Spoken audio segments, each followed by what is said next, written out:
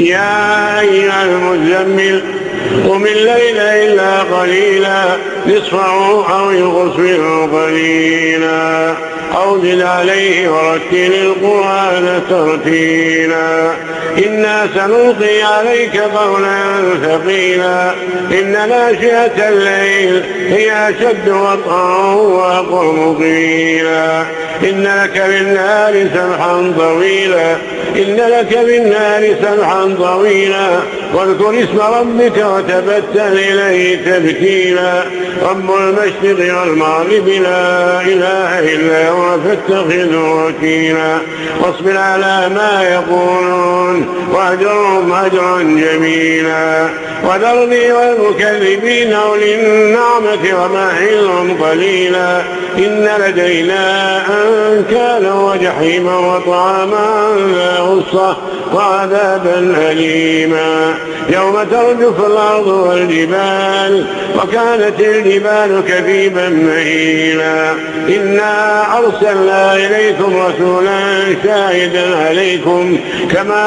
أرسلنا إلى فرعون رسولا فعصى فرعون الرسول فأخذناه أخذا وبيلا فكيف تتقون إن كفرتم يوما يجعل الولدان شيبا السماء منفطر به كان وعده مفعولا إن هذه تذكرة فمن شاء اتخذ إلى ربه سبيلا إن ربك يعلم أنك تقوم أدنى من ثلثي الليل ونصفه وثلثه وطائفة من الليل معك والله يقدر الليل والنهار علم أن لن تحصوا تاب عليكم فاقرأوا ما تيسر من القرآن علم أن سيكون منكم مرضى وآخرون يضربون في الأرض يبتغون من فضل الله وآخرون يقاتلون في سبيل الله فاقرأوا ما تيسر منه وأقيموا الصلاة وآتوا الزكاة وأقرضوا الله قرضا حسنا وما تقدموا لأنفسكم من خير تجدوه عند الله هو خيرا وأعظم أجرا واستغفروا الله إن الله غفور رحيم.